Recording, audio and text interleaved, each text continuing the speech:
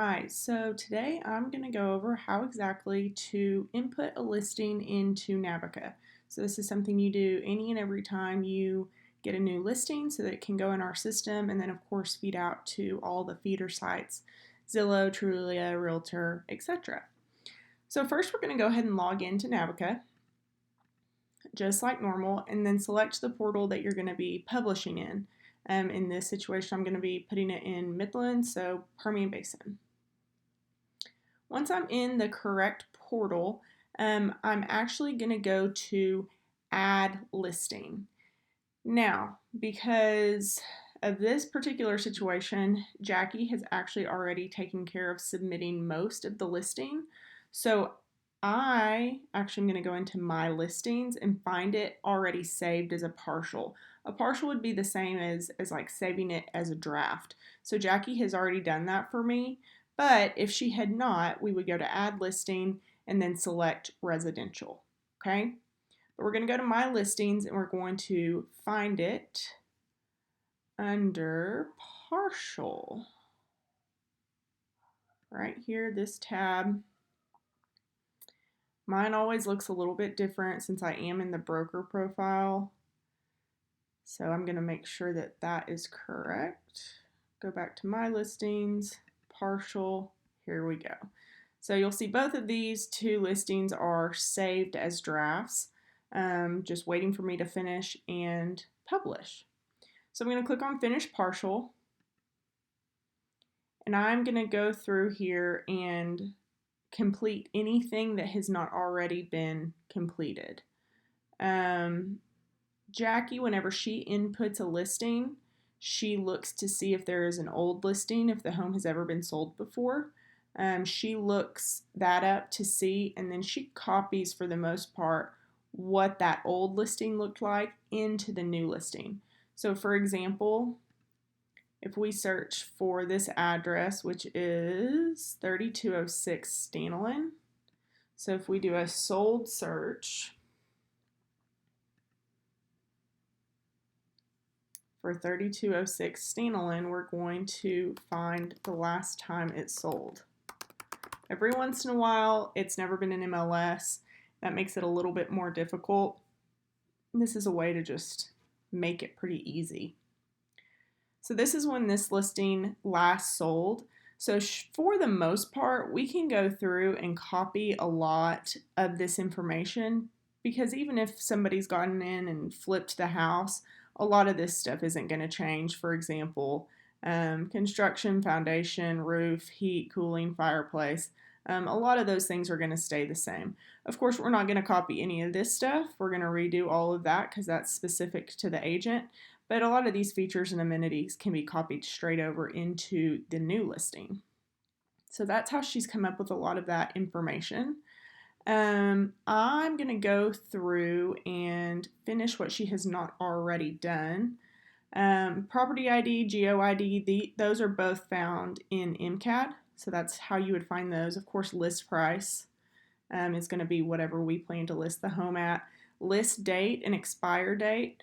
So this date will be the same as, really and truly, it's supposed to be the same as the listing agreement. But I make this list date whatever the day is that I'm submitting it into Navica. So for example, today is the 20th and I do plan to submit it tonight. So I'm going to put the 20th. That will mean whenever it goes listed, it will be day one on the market. For example, if I were to put the list date as the 13th, if I had the listing agreement signed a week ago, then whenever I input it, even though it's the first day on the market, it will show 7 days. Okay, so I want to make sure and list it on the day that I'm actually planning to submit it. Expire date is 6 months from the list date. Lockbox number is required. It is in your best interest to know what lockbox number you're putting on the house. Of course, that number's found on the side of the lockbox. I'm going to have to go back in and look and see what the lockbox number is on this one because I don't remember if I have a picture. If for whatever reason you don't, you can always get it later and just put zeros in that lockbox number box. You'll see it's a required field. All of these required fields obviously have to be submitted before or completed before you submit. So lockbox number, you can just put some zeros in there if you don't have it. but go back in and see later what your lockbox number is so that you can add it. Street number, pretty self-explanatory. Stanlin, what's the MLS zone? You can always look up an MLS zone by coming over here to resources, and within resources you'll find another tab that says documents, and then within documents there is an MLS zone map if you want to look it up. It's kind of a hard map to decipher, so what I like to do is just come into the old listing whenever it's sold and see what the MLS zone is. Same with subdivision as well, which comes next right here, Maymar. Same thing with subdivision. If for whatever reason you do want to verify that, or maybe you don't have an old listing to go off of, go into resources, and then under documents is a subdivision map as well. School district, Midland Elementary, Fannin, SJ, Midland High. Again, that's just going off of this. We know that these school districts have not changed. Every once in a while, you'll come across a new listing or one where the lines have been redrawn, and you need to verify that. Again, resources, documents, and you'll find a school district map. Total taxes, total acres. These are both found in MCAD. I'll just run to there and I'll show you where exactly.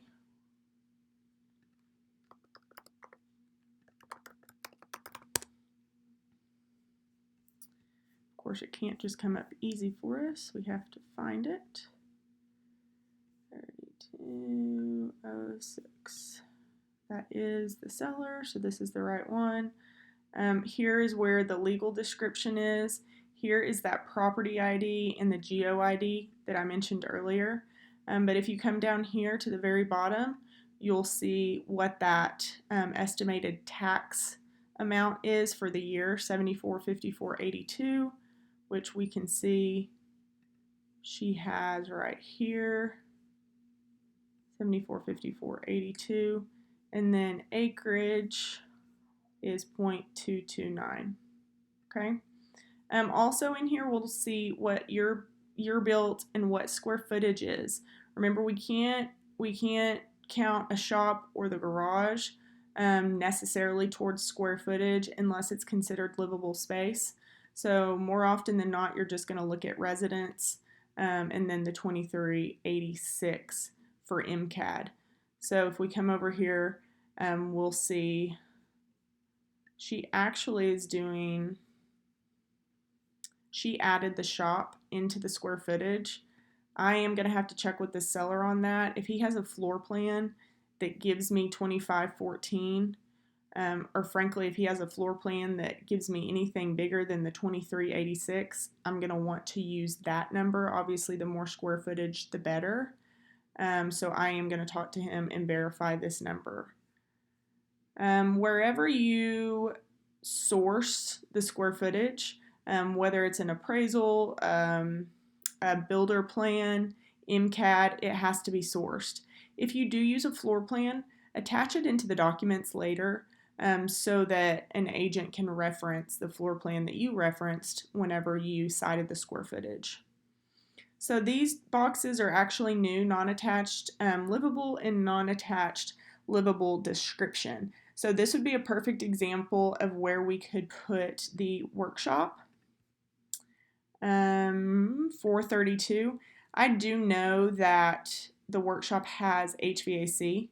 It's got its own unit. So what I'm probably going to do is, for now, until I can get a floor plan from him, put 2386. 2386. And then put 432. And put shop in the description because it's non-attached, but it is livable because it is HVAC. And that's sourced from MCAD. Occupied, if it's vacant, you can put vacant. I always like to put occupied. It keeps agents from just popping in. Even if it's not occupied, I typically put occupied anyways. Reserved items, this is if your seller has said anything about, a chandelier, curtains, maybe they want to keep the shrubs in the front yard, anything that would be considered a reserved item or an exclusion would be listed there owner name, of course, is your seller. Owner agent. So a lot of these little radio buttons can be a little bit confusing. Frankly, there are some that I'm like, I don't know what this means. I just know the answer is yes. Owner agent is no in this case because owner Colton is not an agent. If it was me selling my own property, obviously I would put yes, but in most cases the answer is no.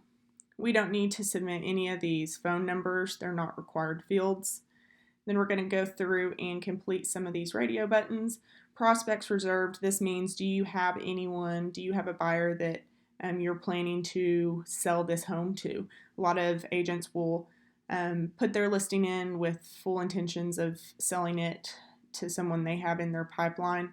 Are people honest on that? Usually not. Honestly, people don't really even consider that very much. I always put no. A lot of these are all because of our new contracts. So all of these are new because in our new contracts that discusses fixture leases. So solar leased, no, he does not have any solar. Water system leased, this would be a water softener or RO, no, those are both owned by him. Security system, no. He does not have a lease for his security system. He owns that as well. If he had some kind of a lease with Vivint or one of the other security companies, we obviously would put yes.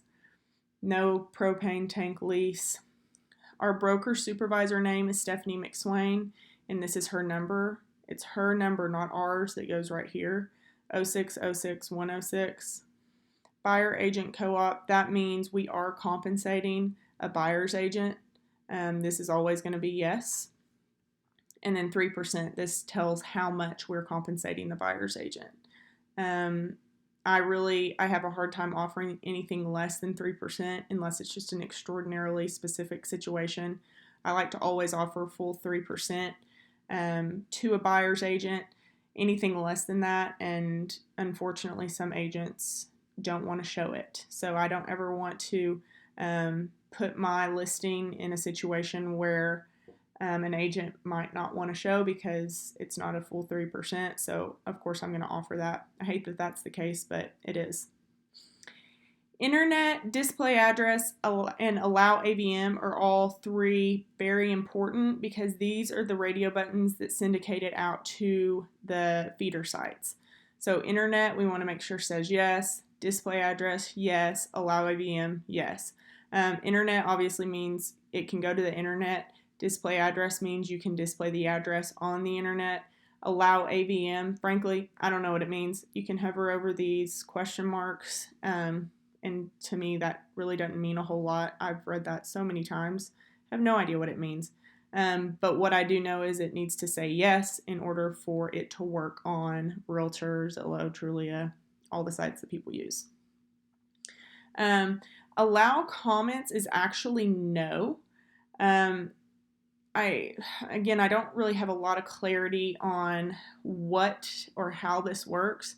The way I've understood it is if allow comments is yes, then people are allowed to make comments on some of the sites. For example, if a listing, is on Zillow, this would allow someone the capability to get on there and say, wow, this is so overpriced, Midland real estate's ridiculous.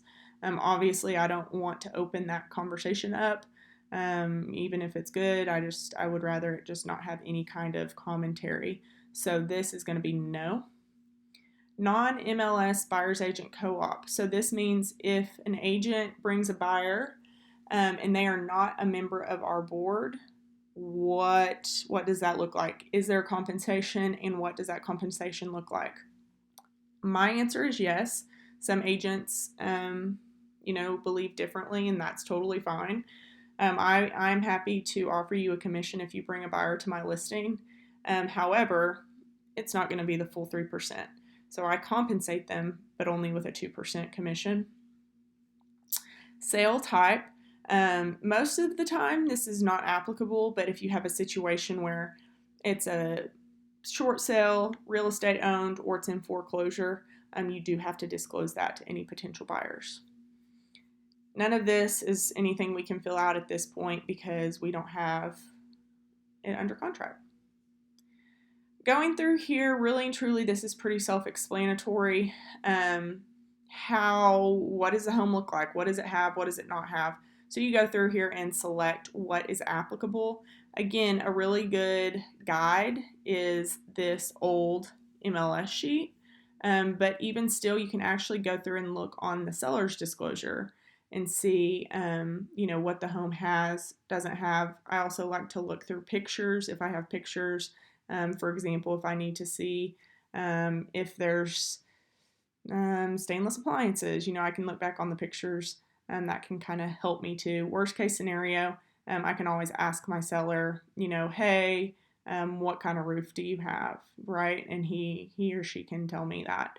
I like to try to figure it out on my own first, of course, but I do want this information to be as accurate as possible, and I want it to have any and every check that it can. You'll see that on some of them, it actually will limit you to the amount that you can check. So obviously you can't check too many, but I, of course, want to go through and make sure any and every one that's applicable is checked. On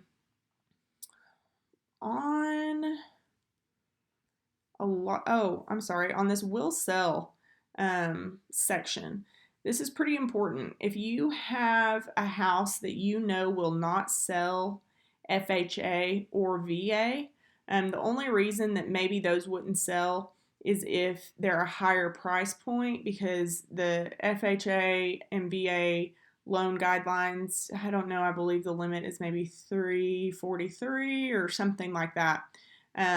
So if the house is too much more than that, if it's going to exceed that loan amount, then obviously it's probably not going to sell FHA or VA. For example, if we come over here to this, he had it marketed to sell cash, conventional, FHA, and VA. I'm kind of surprised by that, because looking at old pictures, it just looks like maybe it was, it looks to be in great shape, but sometimes whenever it's older homes, they may have missing mortar or low-hanging wires, broken windows, anything that would affect the safety of the property, probably is not going to make it VA. So you don't necessarily want to market a property to sell FHA or VA if there's some kind of safety hazard that of that would keep it from going one of those ways. I would encourage you to look up some of the requirements for an FHA and VA loan to familiarize yourself with what qualifies and what doesn't. All right. Again, most of this is self-explanatory.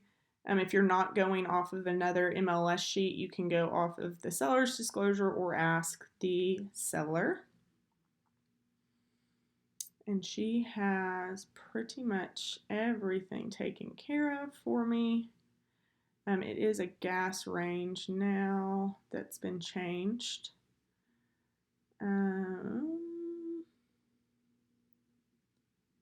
There is not a lease on the security system.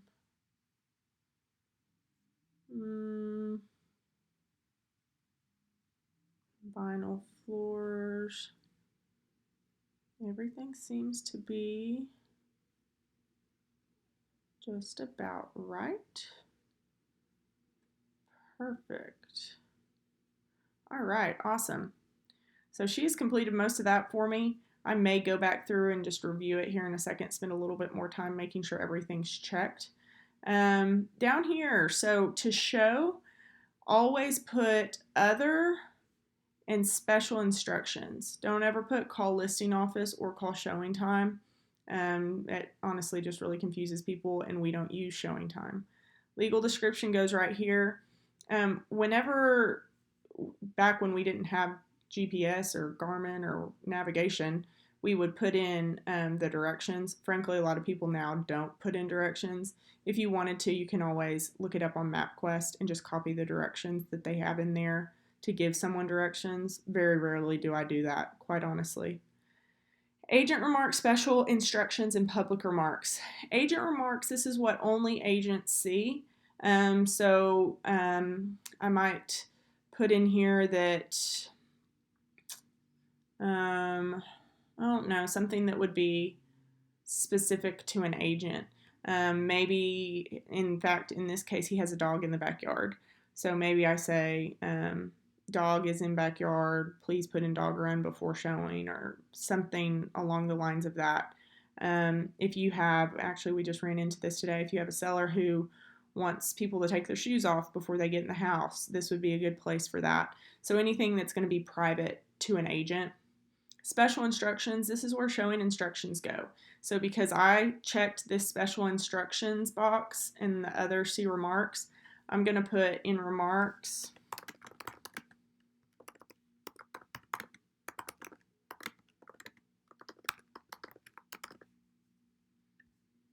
I'm going to put that in special instructions as well. The dog thing, that could also go in here in special instructions if you wanted it to. But again, both of these are private. Clients are not going to see this unless you just give them an MLS sheet. It's not anything that's going to be posted onto Zillow, Truly a Realtor. Public remarks, this is what the client, potential buyer, is going to see. And so you really want to make your public remarks as good as you can. Frankly, I'm not going to sit here and do them because they truly can take me up to an hour to do, because I spend a lot of time on public remarks. We have a limited character count, 500. It used to be 300, I believe. So I have a little bit more space to work with. But something I do, and it's how I've trained agents, frankly, it's probably just because that's how I've learned. But on my public remarks, which there are a lot of agents who do this now, it used to be kind of specific to only a few agents. A lot of them do this now, but I use all caps whenever I am doing my public remarks. So this is my most recent. Most recent closing, but I don't think it has been closed yet. So this is just an example of what I would do for public remarks. I really try to sell the home with these public remarks. I don't necessarily like to just put, I like to use every single character, and I don't like to just put, beautiful home, come see it, one of a kind. I really like to spend some time with some cool, I guess, eye-catching, attention-grabbing words, because of course this is going to go out to the internet. So that's something I spend some time on. I try to use every single character, and I do use all caps. So again, that's where public remarks would go. Really, one last thing we would do is add or view photos. So I have the photo file. I've already paid this, and so whenever I click on it, it's just going to take me to the invoice and the opportunity to download. So I would click download, and it's going to download a zip file. Once this is downloaded, I just pull it over onto my desktop, unzip the file, and then I have the photo file. Whenever you receive your email from Steven, looks just like this, forward it on to me. I will pay this for you. Let me know, send me a text just to let me know you've sent it to me. I'll go ahead and pay this, and then once it's paid, you'll be able to click on the same link that Steven sent you and be able to download it. So just let me take care of that, forward it on to me, I'll pay it, and then you're going to be able to access it just like you would have before. So I'm going to drag this over onto my desktop, unzip it, and then this file comes out, and you can just see it is a file with all of the pictures. Okay, so then I'm going to go back into Navica, add view photos. This brings you to the photo uploader. Again, relatively self-explanatory. You're going to upload photos from that file. So click on the plus, find your photo file. I select every single one of them. You may not want to. I think Navica limits us to maybe 60 pictures. So with some of the bigger listings, you're going to want to be a little choosier. But for this one, I mean, it's just fine to have all of them in there.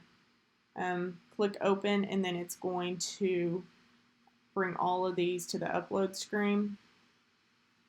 It is going to make you select a main image. One thing that kind of makes me crazy about Steven is he doesn't do the photos in order. So usually the front photos are somewhere at the end. Oh, here we go. Actually, he put them on the beginning this time. Don't be alarmed whenever they're just all out of order, because that's just kind of how it is. You do have to select a main image. I usually just try to pick the one that I feel like is just a straight on shot of the house. I'll click that. If you need to go through and rotate any photos, if there was a photo taken that needs to be in a landscape, if it's been taken in portrait, usually Steven's good about fixing that on his own. So we'll just click submit photos, and then they're going to begin to upload. You'll see the green bar goes across the picture and then uploads the photo. You have the opportunity, once these are uploaded, to go back through and rearrange the photos. I, of course, like to rearrange them how you would see the house. So start with the entry, work your way into living room, kitchen, you know, whatever comes next. Certainly, I'm going to make sure that they're in a good viewing order. You also have the choice to add labels and remarks. I don't always do this. I feel like photos are pretty self-explanatory, but maybe if you wanted to get in there, for example, the workshop, the non-attached livable square footage, I might get in there and add a remark about how there's an HVAC in that building, currently uses a workout room, could be a workshop, whatever, just to add a little bit of a description to the photos. Once those upload, this screen actually will go away, and then you're going to be brought back to this screen. Once all of this is completed, you have everything filled out, and your photos have uploaded, you're going to click submit. I'm not going to do that yet just because I'm not quite ready. I want to do the public remarks. You'll click submit. If there's something that you forgot, you know, a required field that you did not complete, it's not going to let you submit it. It will actually bring you back to that part of the screen and tell you in red what is missing. Once you fill that out, click submit again, and then it will hopefully submit your listing for you.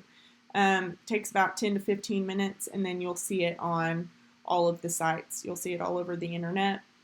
Another option or another thing you can do once you have the listing submitted is add documents to the listing. So you can't do anything yet until you get it posted, but you can click on this little documents button once a listing is live, and you can see what documents are attached to this listing. So the seller's disclosure, the utilities, and I believe I have a survey uploaded in there. You would just go to edit listing to do that. You would go to upload documents, and then you'll have the choice to upload any kind of file that fits under this heading. Most often you'll see seller's disclosures, so you'll actually go into Seller Shield, download the completed seller's disclosure, save it to your desktop, choose file, and then of course choose the seller's disclosure. You would click submit, and then it's going to say that has been uploaded.